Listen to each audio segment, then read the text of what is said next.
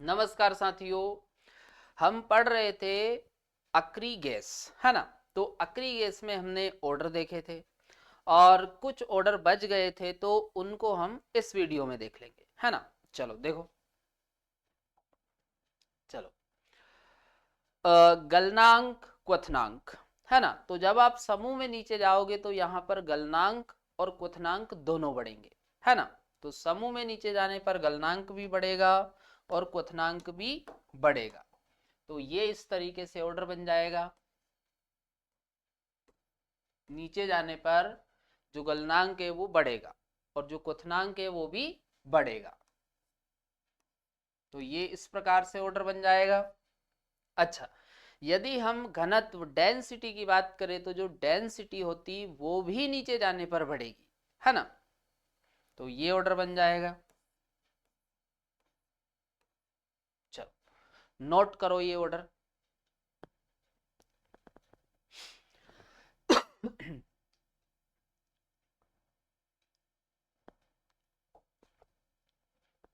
कल्याण note. चलो अगला देखो, अगला है वंडरवाल फोर्स। यदि आप समूह में नीचे जाओगे तो जो वंडरवाल फोर्स है वो भी बढ़ते हैं, है ना। तो इसमें भी ऑर्डर ये बन जाएगा,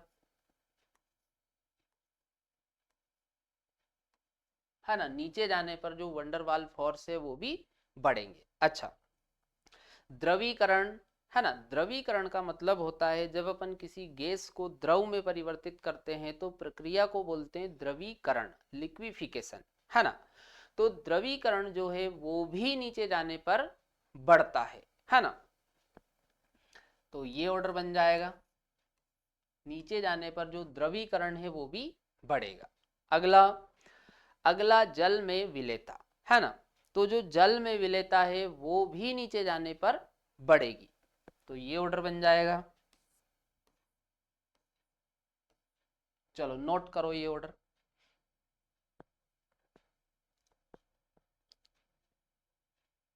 चलो कल्याण नोट, आगे देखो। चलो अगला है भौतिक गुण। अब इसमें अपन एक एक करके पढ़ते जाते हैं। सारे क्वेश्चन पॉइंट है और एग्जाम में इन पे बार बार क्वेश्चन पूछे जाते हैं, है ना। देखो, सभी उत्कृष्ट गैस एक परमाणविक होती है। कैसी होती है? एक परमाणविक। मतलब आपको इस प्रकार से सिंगल फॉर्म में मिलती है। Helium, neon, argon, krypton. आप देखो ये सिंगल, जब इस प्रकार से सिंगल एटम पाए जाते हैं तो हम उसे क्या बोलते हैं? एक परमाणविक, है ना। तो ये सारी गैसें एक परमाणविक रूप में होती है। सभी उत्कृष्ट गैसें एक परमाणविक है।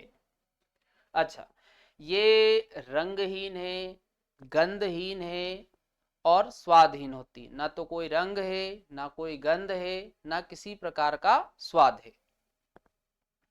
तो रंगहीन, गंधहीन, स्वादहीन। चलो अगला, जल में यदि अपन इनकी विलेयता देखें तो जल में ये अल्प विलेय होती है ना। और इनके गलनांक और क्वथनांक अत्यधिक निम्न होते हैं, बहुत ज्यादा कम होते हैं, है ना। उसका कारण ये है कि भाई इनमें केवल दुर्बल परिक्षेपण बल पाए जाते हैं। केवल इनमें आपको क्या देखने को मिलेगा? दुर्बल परिक्षेपण बल। चलो पढ़ो। जल में अल्प विलेय है, इनके गलनांक तथा क्वथनांक अत्यधिक निम्न होते हैं। गलनांक और क्वथनांक अत्यधिक निम्न होते हैं क्योंकि इन तत्वों में एकमात्र अंतरा परमाणुक अन्योन क्रिया दुर्बल परिक्षेपण बलों के कारण होती है।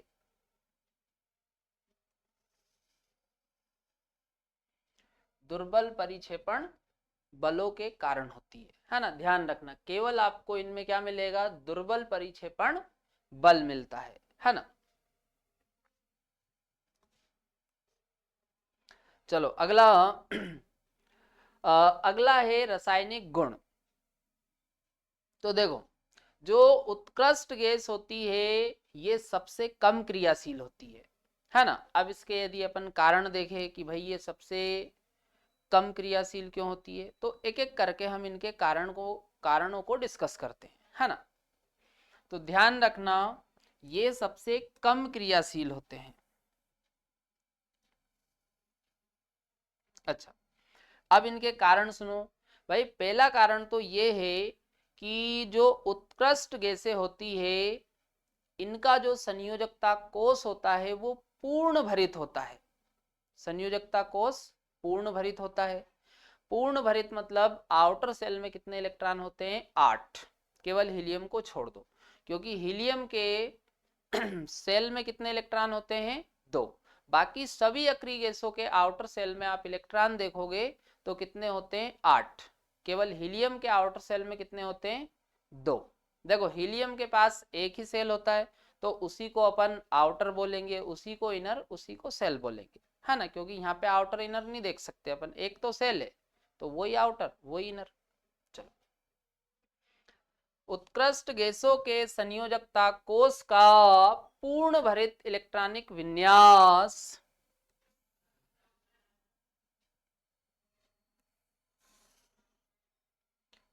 NH2NP6 और हीलियम का क्या होता है, 1s2, है ना। या फिर अपन NH2 भी बोल सकते हैं। तो N का मान आपको क्या रखना है हीलियम के केस में, 1, है ना। चलो ये नोट करो।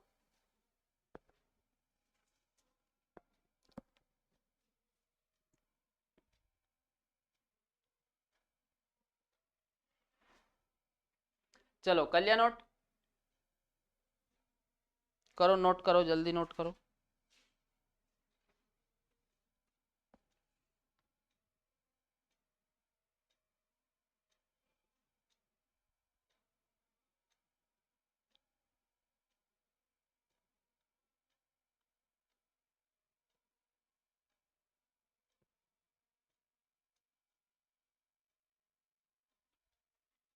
चलो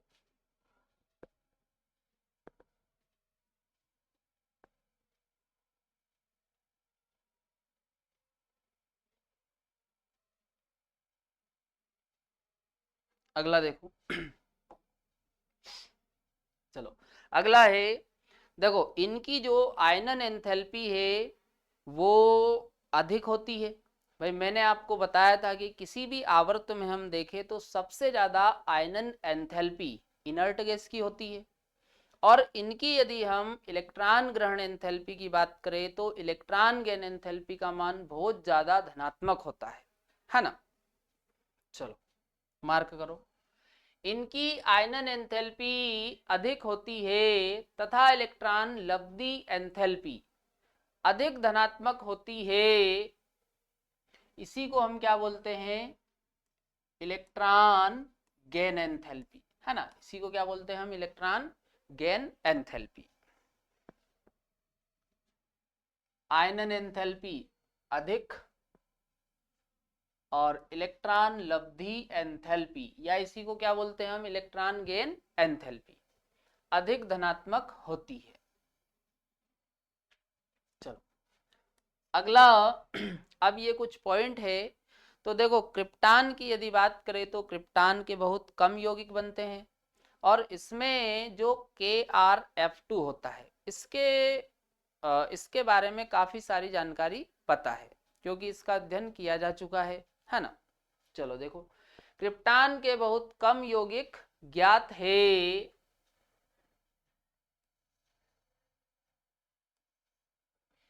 केवल क्रिप्टान डाइफ्लोराइड KrF2 का विस्तृत अध्ययन किया गया है। चलो अगला, अब रेडान की यदि हम बात करें तो जो रेडान के यौगिक होते हैं इनका पृथक्करण नहीं हो पाया है ना। इसमें केवल RnF2 की पहचान हो चुकी है ना। बाकी किसी की पहचान अभी तक नहीं हुई है, केवल किसकी पहचान हुई है, RnF2। और इसकी जो पहचान है वो करी गई है रेडियो ट्रेजर प्रोसेस द्वारा। सॉरी, प्रोसेस नहीं, तकनीक बोलेंगे। क्या बोलेंगे? रेडियो ट्रेसर तकनीक के द्वारा, है ना। चलो देखो, रेडान के यौगिकों का पृथक्करण नहीं हो पाया है ना, ध्यान रखना। इसके जो यौगिक है इनका पृथक्करण नहीं हुआ है। केवल RnF2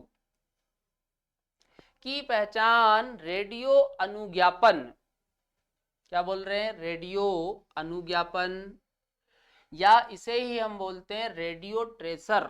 क्या बोलते हैं? रेडियो ट्रेसर तकनीक द्वारा की गई है। अच्छा, इसके अलावा हीलियम है, आर्गन है, नियॉन है, इनका कोई भी वास्तविक यौगिक ज्ञात नहीं है।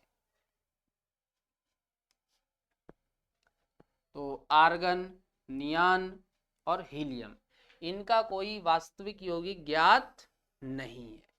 समझ में आ रहा? तो ये सारे क्वेश्चन पॉइंट है, इनको नोट करो, है ना।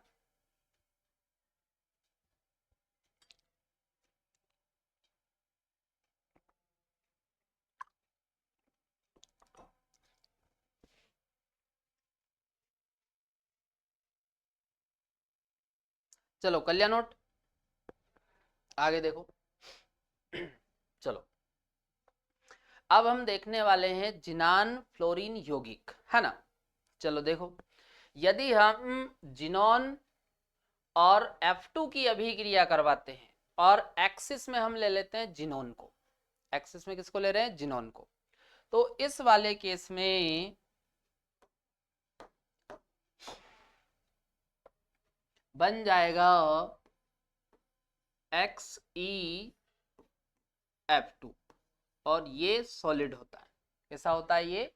सॉलिड। अगला देखो, यदि हम जिनॉन और F2 को 1:5 में लेते हैं, कैसे लेते हैं? 1:5 में, तो इस वाले केस में बन जाएगा XeF4 और ये भी होता है सॉलिड। कैसा होता है? ये भी सॉलिड। अगला, यदि हम जिनॉन और F2 को 1:20 में लेते हैं, कैसा लेते हैं? 1:20, तो यहां पर बन जाएगा XeF6 और ये भी कैसा होता है?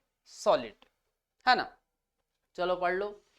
अनुकूल प्रायोगिक परिस्थितियों में तत्वों के प्रत्यक्ष क्रिया द्वारा जिनान 3 प्रकार के द्विअंगी, देखो द्विअंगी का मतलब होता है ऐसा यौगिक जिसमें 2 प्रकार के परमाणु। द्विअंगी का मतलब क्या होता है? ऐसा यौगिक जिसमें 2 प्रकार के परमाणु हो, उसे क्या बोलेंगे? द्विअंगी। जैसे यहां पर देखो, जिनान और फ्लोरीन 2 प्रकार के हो गए। चलो, द्विअंगी फ्लोराइड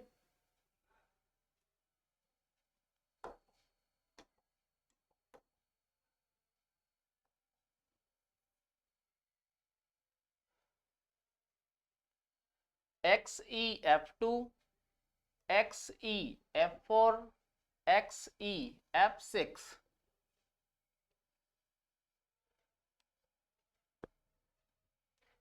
बनाती है ना। ये नोट करो। यहां पर आप देखो, ये टेम्परेचर वगैरह भी हमने लिख रखा है, साथ में प्रेशर भी लिखा हुआ है। चलो नोट करो पूरा ये।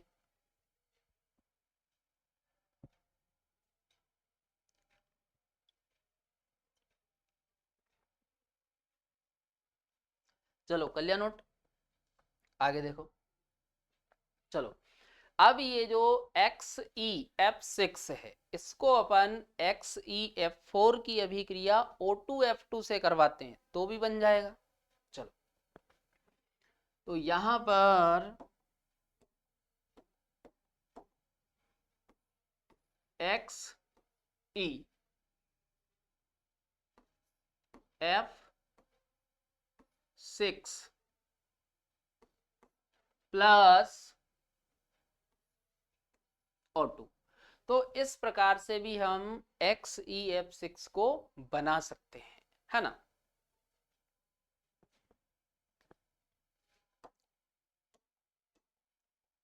पढ़ लो इसे। XeF6 को XeF4 तथा O2F2 की 143 केल्विन ताप पर अन्योन क्रिया से भी बनाया जाता है। टेम्परेचर कितना है? 143, है ना। चलो अब ये कुछ पॉइंट है, इनको पढ़ लो।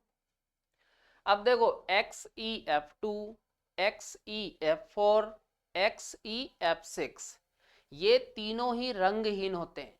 तीनों ही कैसे होते हैं? रंगहीन और क्रिस्टली ठोस पदार्थ है ना, ध्यान रखना। रंगहीन और क्रिस्टली ठोस पदार्थ जो कि 298 केल्विन ताप पर आसानी से ऊर्ध्वपातित हो जाते हैं। ध्यान रखना, इस टेम्परेचर पर ये ऊर्ध्वपातित हो जाते हैं। चलो, यह प्रबल फ्लोरीनीकरण कर्मक है। ध्यान रखना, ये क्या है? प्रबल फ्लोरीनीकरण कर्मक। फ्लोरीनीकरण कर्मक।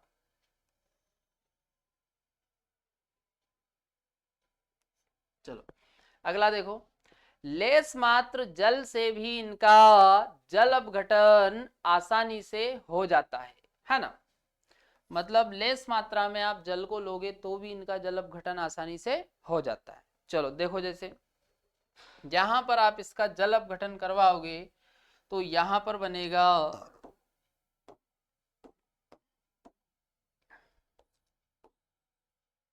Xenon plus HF plus O2, ये इस प्रकार से बन जाएगा। अच्छा, बैलेंस कर लो, यहां पर 2 लगा दो, इधर भी 2 जिनोन, उधर भी 2। अच्छा, फ्लोरीन देखो 2 दून 4, तो यहां पर लगा दो आप 4।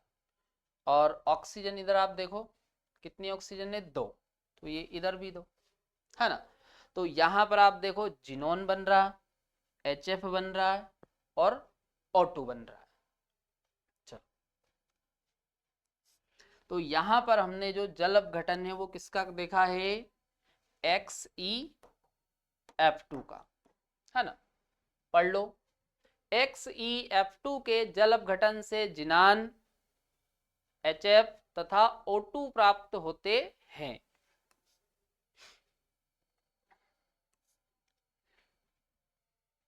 जिनोन, HF, O2, है ना। चलो ये नोट करो पूरा ऐसा का ऐसे ही।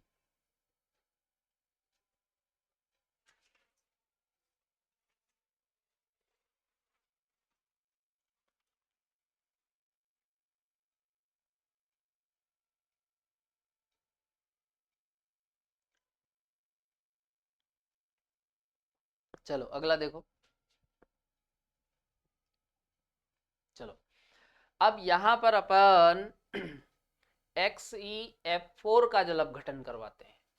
चलो देखो, तो यहां पर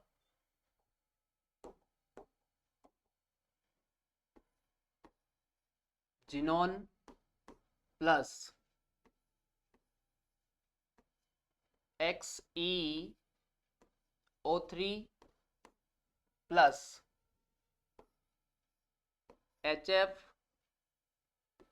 प्लस O2, ये यहां पर बनेंगे। अब बैलेंस कर लो,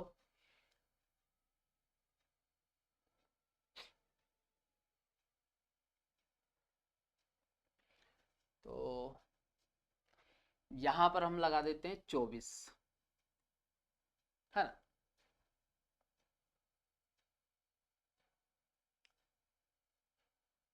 यहां पर हम 4 लगा देते हैं, है ना। यहां पर 2। अब आप देखो ऑक्सीजन इस तरफ कितनी ऑक्सीजन है? 12। तो अब आप देखो 3 दून 6, 6 तो ये हो गई, और ऐसा करते 3 हम यहाँ पर लगा देते हैं। तो अब आप देखो 3 दून 6 और 3 दून 6, 6 यहाँ पे और 6 यहाँ पे, 12 ऑक्सीजन हो गई। चलो फ्लोरीन कितने इधर? 24, तो 6 चुक 24 हाइड्रोजन। हाँ चलो ये बैलेंस हो गई। अब यहां पर देखो यहां पर आप इसका जल अपघटन करवाओगे तो यहां पर बनेगा XeO3 प्लस साथ में HF, है ना। तो बैलेंस कर लो।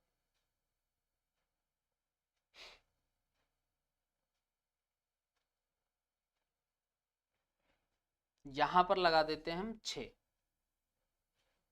तो 6 फ्लोरीन 6 हाइड्रोजन। चलो हो गई बैलेंस। पढ़ लो इसको। XeF4 तथा XeF6 के जल अपघटन फलस्वरूप XeO3 प्राप्त होता है ना। ये देखो यहां भी बन रहा और इसमें भी बन रहा, दोनों के जल अपघटन पर मिल रहा है। चलो नोट करो।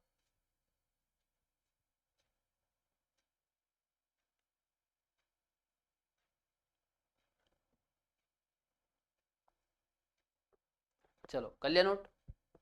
आगे देखो। तो देखो यहां पर ये जो अपन ने जल अपघटन देखा है, ये कंप्लीट जल अपघटन देखा, पूर्ण जल अपघटन। अब हम देखेंगे आंशिक जल अपघटन, है ना। तो आंशिक जल अपघटन में आपको क्या करना है, जितने मोल जल के दिए जाए उन्हीं के हिसाब से आपको जल अपघटन करवाना है। जैसे यहां पर देखो 1 मोल दिया हुआ है, यहां भी 1 मोल दिया हुआ है, और यहां कितने मोल दिए हुए 2। अब यहां पर आपको क्या करना है, इधर सुनो।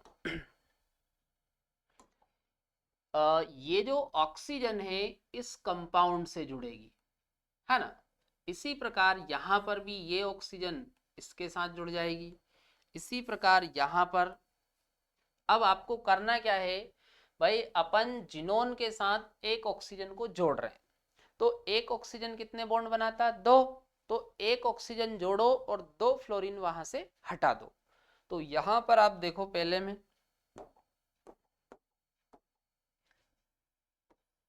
XeO, चलो कितने फ्लोरीन है, 4। एक ऑक्सीजन जोड़ी तो 2 फ्लोरीन हटा दो, तो कितने बचे, 2। भाई एक ऑक्सीजन कितने बॉन्ड बनाता है, 2। एक ऑक्सीजन कितने बॉन्ड बनाता है, 2। और एक फ्लोरीन एक बॉन्ड बनाता है। तो भाई एक ऑक्सीजन जोड़ो और उसके बदले में अपने को वहां से क्या हटाना है, 2 फ्लोरीन, है ना। चलो तो ये हमने एक ऑक्सीजन जोड़ दी, और यहां से इसमें से 2 फ्लोरीन हटाओ और 2 HE, तो यहां पर बन जाएगा 2HF, है ना। ये इस प्रकार से जल अपघटन हो गया। इसी प्रकार से यहां पर आप ऑक्सीजन जोड़ो और 2 फ्लोरीन हटा दो यहां यहां से, तो ये बन जाएगा XeOF4 प्लस 2 हाइड्रोजन और 2 फ्लोरीन, तो यहां पर बन जाएगा 2 मोल HF। होता आसान है। इसी प्रकार अब यहां पर देखो कितने मोल है जल, 2। तो 2 ऑक्सीजन जोड़ो। अब 2 ऑक्सीजन इसमें जोड़ोगे तो फ्लोरीन यहां से कितने हटाने हैं आपको, 4। भाई एक ऑक्सीजन जोड़ रहे थे तो कितने फ्लोरीन हटा रहे थे, 2। अब 2 ऑक्सीजन जोड़ेंगे तो कितने फ्लोरीन हटाएंगे, 4। तो यहां पर XeO2F2 प्लस, अब हाइड्रोजन देखो कितने, 2 दून 4, और 4 फ्लोरीन हटा दिए हमने, तो यहां पर बन जाएगा 4 मोल HF। ये इस तरीके से, बहुत आसान है। चलो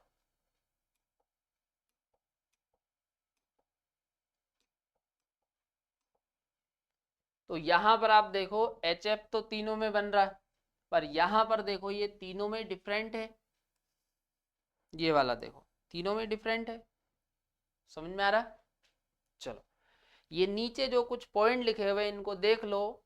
XeO3 एक रंगहीन विस्फोटक ठोस पदार्थ है, ध्यान रखना। XeO3 रंगहीन है और विस्फोटक ठोस पदार्थ है। चलो इधर देखो, XeOF4 एक रंगहीन वाष्पशील द्रव है, ध्यान रखना। चलो नोट करो पूरा ऐसा कैसे।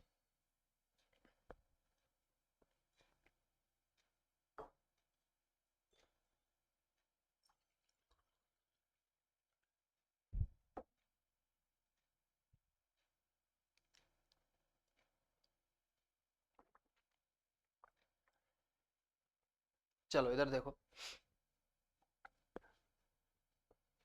चलो अब यहां पर हमने क्या करा है, जिनोन के कंपाउंड लिए हुए हैं, है ना, और उनकी अभिक्रिया हम, जैसे यहां पर देखो पहली जो दो अभिक्रिया है, इनमें जिनोन के जो कंपाउंड है इनकी अभिक्रिया हम किनके साथ करवा रहे हैं, फ्लोरीन आयन एक्सेप्टर के साथ। किसके साथ करवा रहे हैं, फ्लोरीन आयन एक्सेप्टर। तो सीधी सी बात है, जिनोन के जो कंपाउंड है वो काय की तरह काम करेंगे, डोनर, है ना।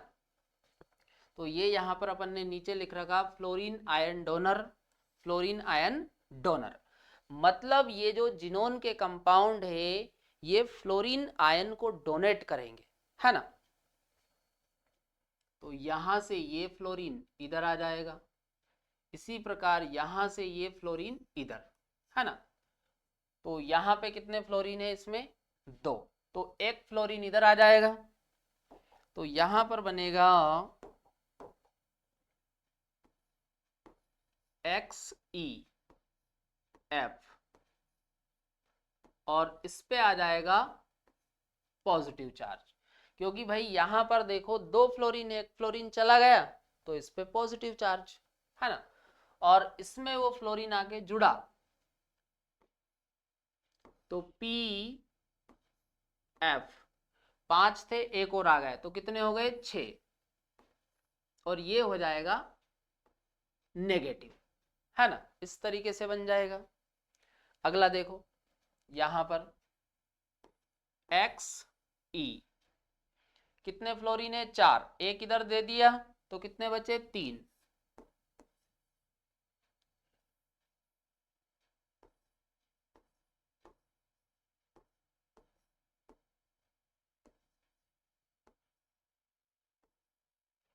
और इस पे पॉजिटिव, क्योंकि भाई फ्लोरीन वो दान कर रहा ना, तो इस पे पॉजिटिव। और इसमें देखो Sb 5 थे, एक और आ गए तो कितने हो गए, 6,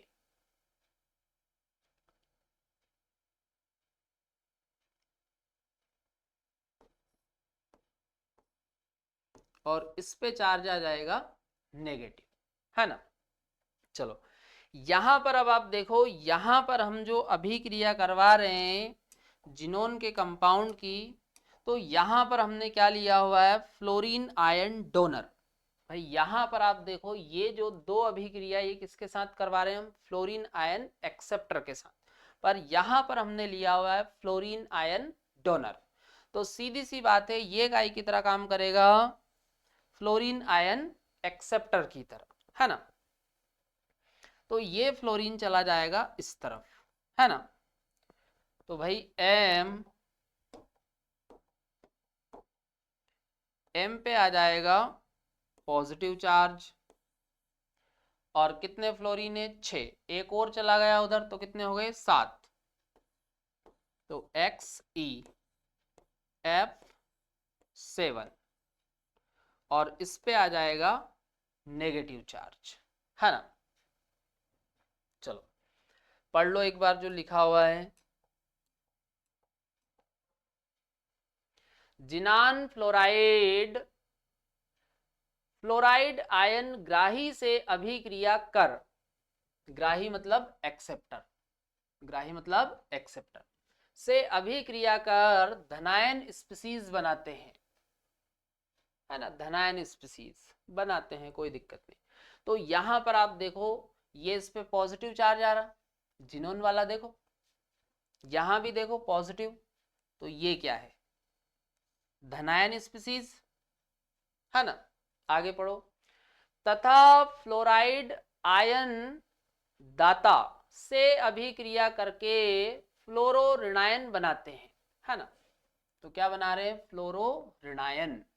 चलो, तो यहां पर देखो ये डोनर से अभिक्रिया कर रहा है, तो इस पर कौन सा चार्ज आ रहा है, नेगेटिव, तो क्या बोल रहा है, फ्लोरोरिनायन।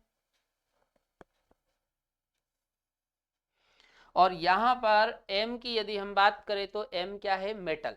तो यहां पर आप सोडियम ले लो, पोटेशियम ले लो, रुबिडियम ले लो या सीजियम ले सकते हो, है ना, इनमें से कोई सी मेटल ले सकते हो। चलो ये नोट करो।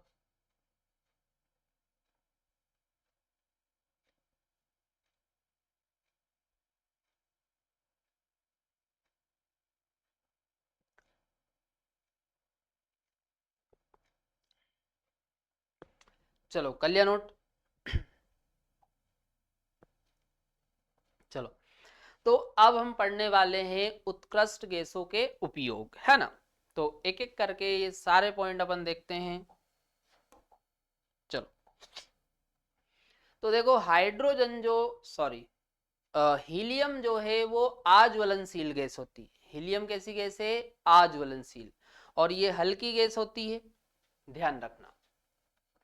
तो हीलियम आज्वलनशील तथा हल्की गैस है। देखो आज्वलनशील का मतलब ये होता है कि भाई ये जो गैस होती है आग नहीं पकड़ती है, ये जलती नहीं है, तो अपन इसको क्या बोलते हैं, आज्वलनशील।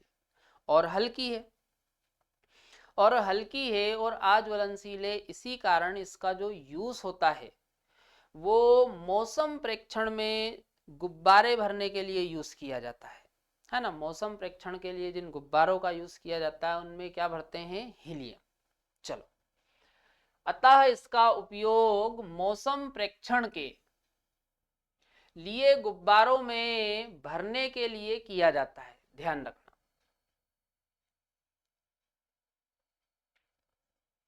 चलो अगला पढ़ो। इसका उपयोग गैस शीतित नाभिकीय रिएक्टरों में भी किया जाता है, ध्यान रखना। गैस शीतित नाभिकीय रिएक्टरों में भी इसका यूज हो रहा है ना। अगला देखो, द्रव हीलियम को निम्न ताप पर संचालित प्रयोगों के लिए निम्न तापी कारक के रूप में उपयोग किया जाता है ना। संचालित प्रयोगों के लिए निम्न तापी कारक, ध्यान रखना, निम्न तापी कारक। इसके अतिरिक्त द्रव हीलियम का उपयोग अतिचालक चुंबक को उत्पन्न तथा कायम रखने के लिए किया जाता है ना। मतलब जो अतिचालक चुंबक होता है उसको उत्पन्न कर रहे हैं, है ना, और उसको कायम मतलब बना के रखने के लिए भी, जो कि आधुनिक NMR स्पेक्ट्रोमीटर तथा आधुनिक चिकित्सीय निदान में प्रयुक्त होने वाले चुंबकीय अनुनाद प्रतिबिंब, MRI बोलते हैं इसे, क्या बोलते हैं, MRI तंत्र के मुख्य अवयव है। चलो अगला, आधुनिक गोताखोरी के उपकरणों।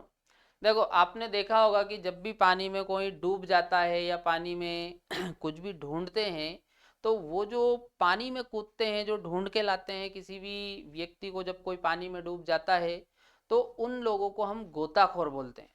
क्या बोलते हैं उनको, गोताखोर। तो आपने देखा होगा कि भाई वो पीछे सिलेंडर लेके जाते हैं और मुंह पे मास्क लगा हुआ रहता है ना।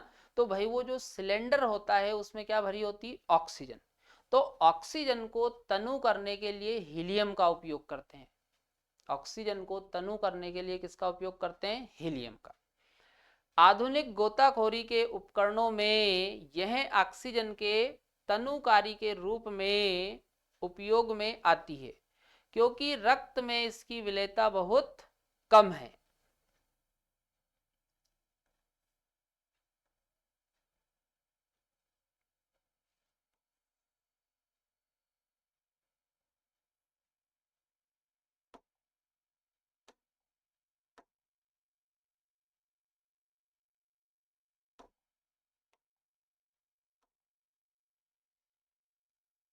तनुकारी मतलब तनुकरण करने में, है ना। और कारण पूछे तो आपको बता देना है कि भाई रक्त में इसकी जो विलेयता है वो बहुत कम होती है ना। चलो ये पढ़ो, ये सारे क्वेश्चन पॉइंट है ना, नोट कर लो बढ़िया से इनको।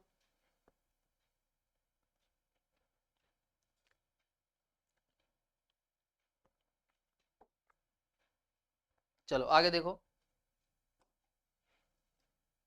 चलो अगला है नियोन। तो देखो नियोन का उपयोग जो होता है वो विसर्जन ट्यूब में होता है। कहां पर होता है? विसर्जन ट्यूब में।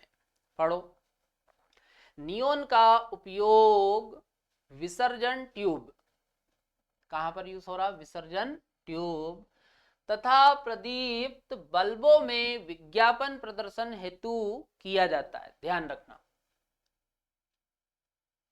प्रदीप्त बल्बों में विज्ञापन प्रदर्शन हेतु। नियोन बल्बों का उपयोग वनस्पतिक उद्यान तथा ग्रीन हाउस, ध्यान रखना, नियोन के जो बल्ब है इनका उपयोग कहां पर है? वनस्पतिक उद्यान तथा ग्रीन हाउस में, है ना। चलो पढ़ लो इसको। अगला आर्गन। तो आर्गन का जो उपयोग होता है वो धातु कर्मी प्रक्रम में किया जाता है। कहां पर किया जाता है? धातु कर्मी प्रक्रमों में। आर्गन का उपयोग उच्च ताप धातु कर्मी प्रक्रमों में अक्रिय वातावरण उत्पन्न करने के लिए किया जाता है ना। अगला आर्गन का जो उपयोग है वो आर्क वेल्डिंग में भी किया जाता है ना। जो वेल्डिंग अपन देखते हैं वही वाली, जैसे हम देखते हैं कि भाई दो मेटल को आपस में जब जोड़ते हैं तो उसको वेल्डिंग करके जोड़ते हैं, तो वही वाला। धातु के आर्क वेल्डिंग में उपयोग किया जाता है ना। तो आर्क वेल्डिंग में उपयोग होता है। इसका उपयोग विद्युत बल्ब को भरने के काम आता है।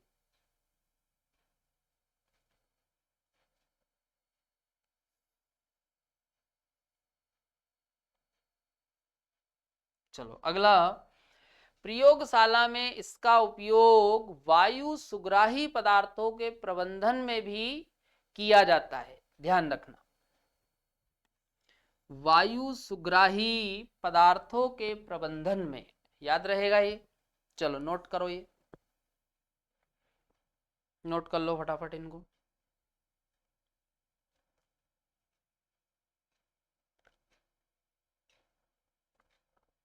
चलो अगला देखो। अगला है जिनान और क्रिप्टान।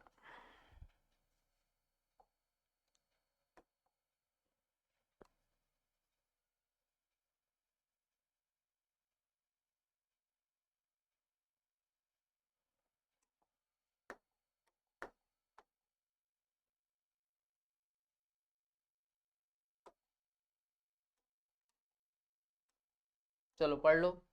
जिनान तथा क्रिप्टान के कोई विशेष उपयोग नहीं है ना, ध्यान रखना।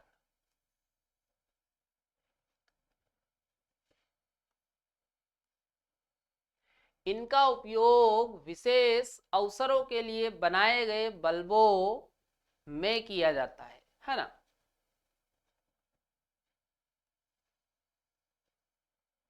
चलो ये नोट कर लो।